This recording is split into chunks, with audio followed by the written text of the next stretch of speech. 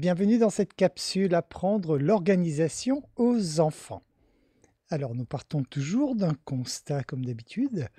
L'organisation, vous le savez, permet de se sentir bien, d'être bien dans sa tête, puisque lorsqu'on est organisé dans son environnement, on est organisé dans ses pensées, on est organisé dans sa tête. L'organisation, par contre, ne devrait pas devenir obsessionnelle. À partir du moment où vous devenez un maniaque de l'organisation et du rangement, il est possible que ça entraîne chez vous des situations de stress et à cela, vous devrez surveiller en tant que parent également que l'organisation de votre enfant puisse se faire de façon graduelle, que l'enfant prenne du plaisir à le faire et que ça n'engendre pas chez lui donc de stress supplémentaire parce que sinon il n'y aura pas un grand intérêt à ce que votre enfant soit organisé. Pourquoi apprendre l'organisation à vos enfants? Tout simplement, sachez qu'un enfant scolarisé, organisé, aura très certainement de meilleurs résultats qu'un enfant désorganisé. Ce n'est pas 100% des cas, bien sûr, mais c'est vrai que l'organisation, en tout cas, aidera vos enfants à avoir de meilleurs résultats scolaires. L'organisation leur permet également de mieux gérer leurs priorités. Donc leur apprendre ce qui est important pour eux, pour qu'ils puissent effectivement travailler en priorité sur ce qui est important. Ça permet à votre enfant, pareil, de se sentir bien, d'éviter à ce qu'il ait à connaître des moments de stress inutiles liés au fait qu'il est en train de chercher quelque chose qu'il ne trouve pas ou qu'il est en train de perdre du temps, que toute la famille l'attend parce qu'il ne retrouve pas ses chaussures de foot, etc. Donc toutes ces choses, pour éviter que tout cela se produise, l'organisation aura donc un intérêt principal dans la vie de votre enfant. Ça lui permettra également d'apprendre à mieux gérer son temps, puisque les enfants n'ont pas la même notion du temps que nous, et il est important que ce soit une notion comme une autre qu'ils apprennent.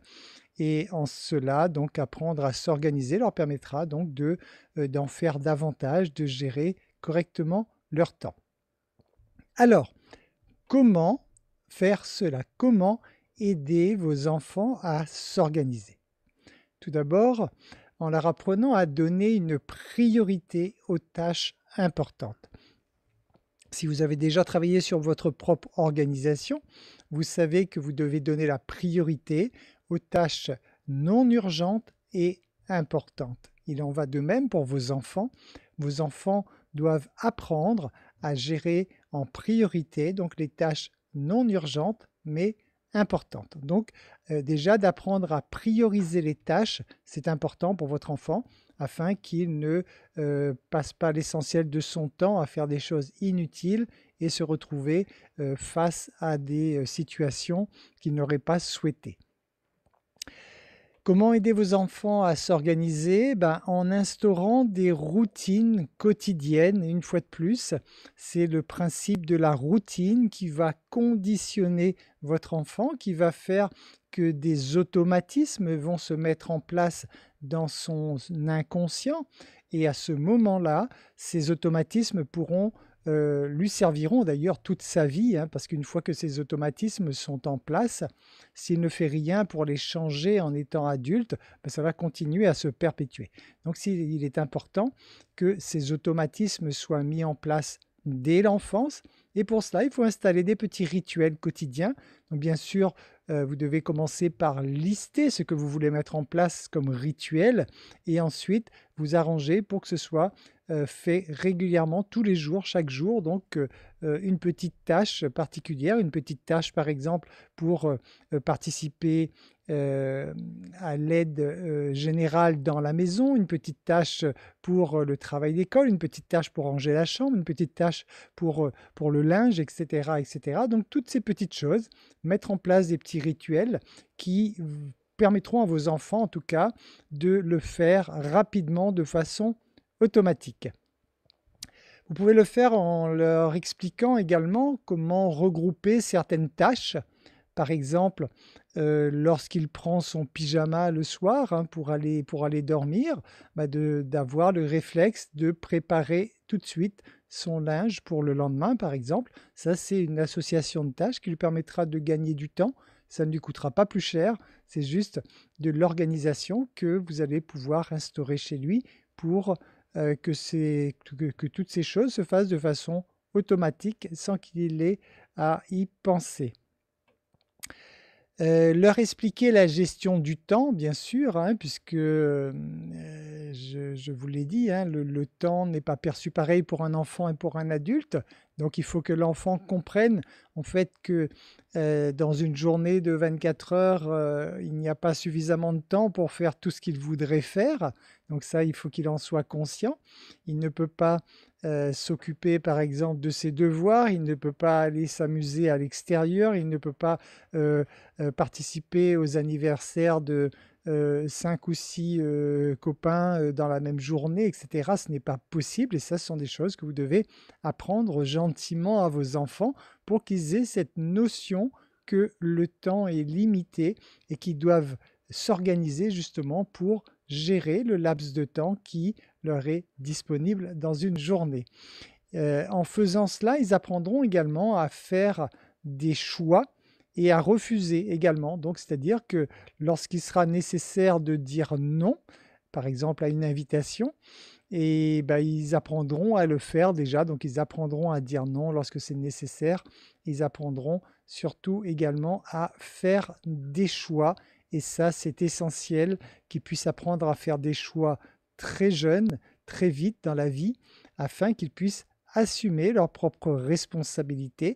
Et c'est en étudiant les choix qu'ils auront faits qu'ils pourront grandir, qu'ils pourront évoluer, car ils prendront conscience des choix qui sont bons pour eux et des choix qui sont moins bons pour eux.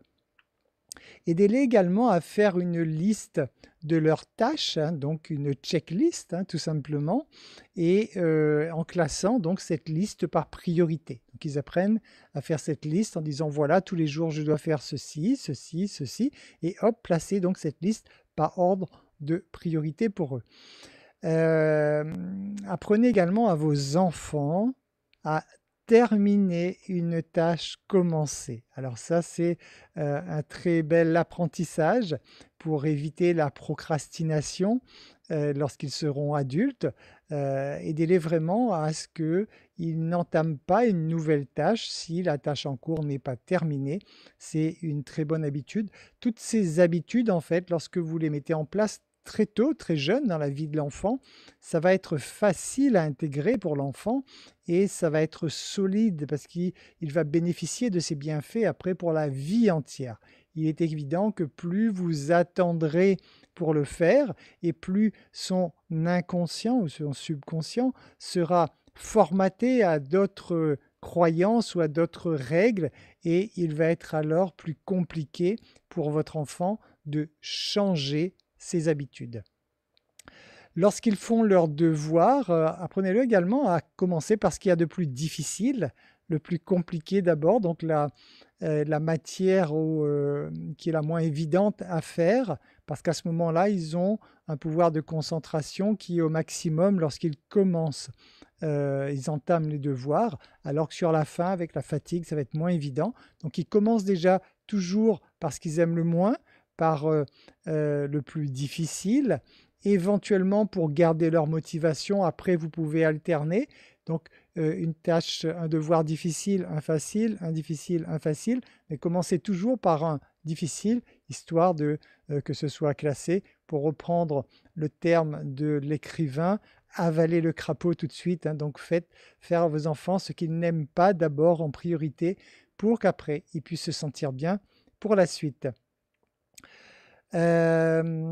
Pensez à mettre en place un agenda ou un calendrier visuel, donc selon l'âge de votre enfant, donc soit un agenda qui lui appartient ou juste un calendrier mural si jamais il est encore très jeune.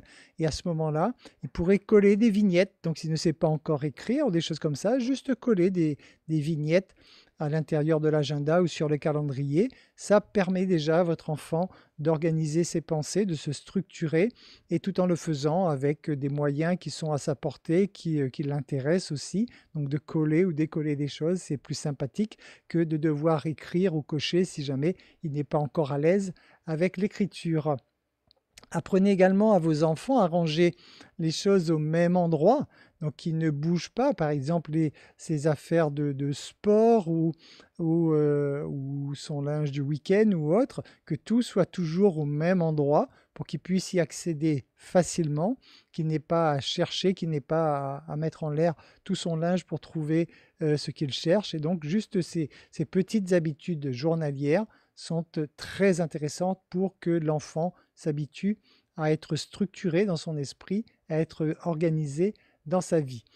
Et utilisez également des codes couleurs hein, selon l'âge de votre enfant. Pareil, si vos enfants sont en bas âge, la couleur permet de repérer tout de suite, d'associer tout ce qui va avec.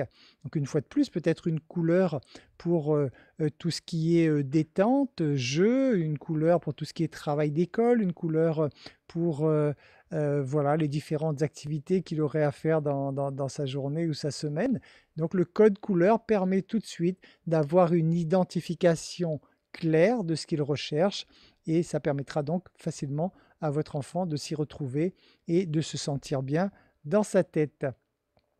Aidez vos enfants également à cocher les tâches qu'ils auraient réalisées tous les jours, donc cette fameuse checklist qu'ils apprennent à chaque fois qu'ils ont terminé une tâche, de la cocher. Vous savez, c'est le type d'habitude qu'on cherche souvent après à mettre en place chez des adultes et ce n'est pas évident parce que l'adulte n'a pas été habitué pendant l'enfance à le faire. Et bien, profitez justement par rapport au recul que vous pourriez avoir, profitez justement d'instaurer ces habitudes tout de suite chez votre enfant pour qu'il apprenne justement à checker les différentes tâches qu'il aurait à faire chaque jour, ce qui permet une nouvelle fois de se sentir bien, de se libérer l'esprit, de ne pas vivre en état de stress. Préparez également un coin de concentration, si possible, hein, si vous avez une place dans la maison. Un coin de concentration va être essentiellement dédié au travail scolaire ou à la lecture, mais dans ce coin de concentration, évitez tout ce qui pourrait perturber l'attention de l'enfant. Naturellement, donc dans cet espace, arrangez-vous pour qu'il n'y ait pas de sollicitation visuelle, auditive, etc. dans ce milieu. Par exemple, un enfant qui ferait ses devoirs sur la table de la cuisine alors que les adultes sont là en train de discuter, par exemple, à côté, ce n'est pas un lieu favorable pour sa concentration. Il est préférable qu'il ait un endroit à lui dans sa chambre ou autre où il peut justement s'extraire de l'environnement le temps de son travail pour qu'il puisse se concentrer suffisamment sur son travail. Alors, dans le post, je vous mets des liens utiles avec des fiches pratiques à imprimer avec un kit d'organisation pour les enfants, donc des choses très sympathiques. Je vous ai mis 3 liens, je vous laisse les consulter, de voir ce qui vous parle, en tout cas, ce qui résonne chez vous pour vous permettre de gagner du temps à créer ces différents supports. Donc ce sont des supports très sympathiques, colorés, imagés et structurés, une fois de plus, sous forme d'images.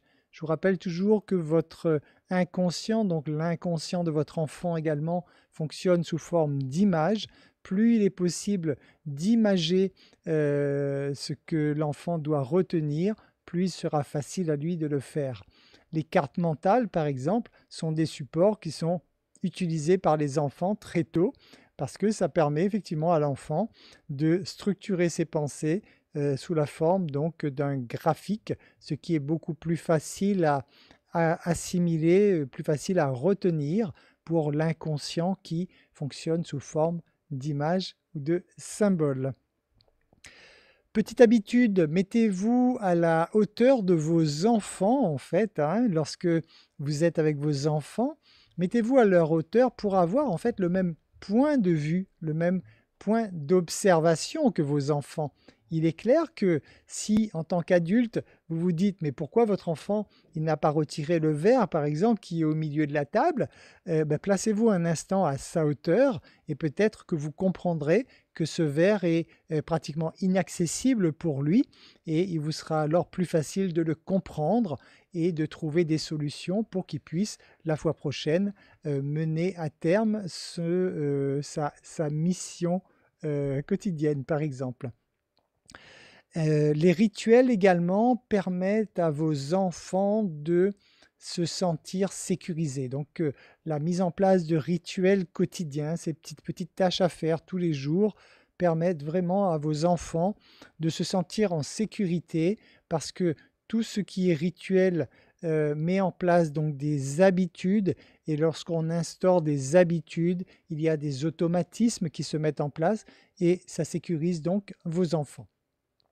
Apporter toujours une notion de jeu dans les tâches à réaliser, à vous de faire travailler votre créativité, que votre enfant n'ait pas l'impression de faire des tâches, compliquées, fatigantes et cetera, mais au contraire qu'il s'amuse. Donc ça déjà dès le plus jeune âge, lorsque vous faites le ménage par exemple, vos enfants, pourraient avoir des petites choses pour s'amuser tout simplement, comme s'ils s'amusaient à faire le ménage. Ils s'amusent à faire comme les grands, même si, ça ne sert strictement à rien et c'est parce qu'ils ne vont pas pouvoir le faire correctement bien sûr, mais juste pour que ce soit instauré en eux, que c'est un jeu tout simplement. Ils s'amusent à faire le ménage pour qu'en grandissant, ils puissent le faire sous forme de jeu, ils puissent le faire donc de façon agréable. Avant de laisser vos enfants faire des tâches seuls, pensez bien sûr à faire ces tâches avec eux, hein. Ça semble évident, mais pas toujours ça vaut le coup d'être dit quand même, parce que souvent lorsqu'on veut responsabiliser ses enfants, surtout si on prend en quelque sorte le train en route, on va avoir tendance à dire à son enfant: «Vas-y, fais telle chose», sauf que l'enfant, il n'a jamais fait, il ne sait pas du tout ce qu'il en est. Donc à ce moment-là, à vous de commencer au départ, de faire cette tâche avec votre enfant, afin qu'il comprenne bien ce que vous attendez de lui et en même temps que vous puissiez observer, parce qu'il y a peut-être 2-3 petites choses de votre côté que vous devriez améliorer pour que ce soit plus facile à votre enfant de réaliser ces tâches. Soyez naturellement en tant que parent qui cherche à responsabiliser les enfants, soyez patient et persévérant, bien sûr, hein, ça, il va falloir de la patience et de la persévérance pour que vous puissiez récolter les fruits plus tard. Les fruits, c'est davantage de temps libre pour vous, donc c'est davantage d'autonomie pour votre enfant et la certitude que vous aurez un enfant qui aura pleinement confiance en lui parce que c'est un enfant qui aura appris à se prendre en main dès le plus jeune âge. Profitez de l'apprentissage lorsque vous apprenez des choses à vos enfants. Profitez de ces apprentissages pour que ce soit des moments de complicité naturellement entre vous, des moments de partage. Donc il ne faut pas que ces moments où vous êtes en train d'apprendre à vos enfants à faire ces différentes tâches, il ne faut pas que ce soit douloureux pour vous, hein, sinon il n'y a pas grand intérêt. Donc au contraire, profitez de cela pour que cet apprentissage soit agréable pour votre enfant et que ce soit un bon moment que vous passiez avec eux pendant ce temps-là également. Pensez également à fait qu'ils aient toujours de la place dans leur chambre pour éviter effectivement que leur chambre devienne un moment un capharnaüm et on le sait, on vit dans un monde où il y a, beaucoup de matériel et très rapidement entre les différentes fêtes, entre, la famille, la donc ces coutumes du cadeau et cetera, il se peut que rapidement votre enfant se retrouve avec, énormément de choses dans sa chambre donc plus de place pour ranger. Prenez pour habitude que s'il part d'une chambre qui est bien rangée, prenez pour habitude que lorsqu'il reçoit un nouveau jeu par exemple, qu'il ait le réflexe et aidez-le pour cela à se débarrasser d'un ancien jeu. Et oui, hein, c'est une forme aussi de détachement. Il pourrait donc revendre le jeu, enfin vous pourriez le revendre pour lui, ou au contraire aussi hein, le donner à des œuvres, etc. Ce qui est important, c'est que vous ayez ce réflexe de un nouveau arrivé égale un ancien qui part. Comme ça, vous êtes certain qu'il y a toujours suffisamment de place pour ranger ses affaires. Pour les enfants en âge préscolaire, pensez à un tableau magnétique qui va être plus facile à l'enfant, hein. Par exemple, si au lieu de devoir cocher des cases, si, il a encore du mal, à tenir un stylo ou un feutre, peut-être que juste déplacer, des plots magnétiques est beaucoup plus pratique, beaucoup plus facile à votre enfant. Donc pensez-y en bas âge, un petit tableau magnétique qui pourrait servir à son organisation avec juste des petits pions à déplacer, à placer, à cocher, des choses comme ça, juste en déplaçant des petits plots magnétiques. Et dernier point, pensez, même si ça semble évident, mais ce n'est pas toujours le cas dans toutes les familles, pensez au panier de linge sale tout simplement dans la chambre de l'enfant. Souvent on y pense, le panier de linge sale est dans la salle de bain ou dans la buanderie, mais ce n'est pas toujours un réflexe d'avoir un panier de linge sale dans la chambre de l'enfant et après vous risquez de lui reprocher d'avoir des chaussettes qui traînent partout alors qu'il n'y a peut-être même pas de panier où il peut mettre ses chaussettes sales donc dans ce panier. Voilà, j'espère que ces petits conseils vous seront utiles. Je vous encourage vraiment à aller sur les liens que je vous ai mis dans le post afin que vous puissiez trouver des outils pratiques pour vous aider à organiser la vie de vos enfants. Je vous remercie pour votre écoute. Je vous dis à très bientôt dans une nouvelle capsule.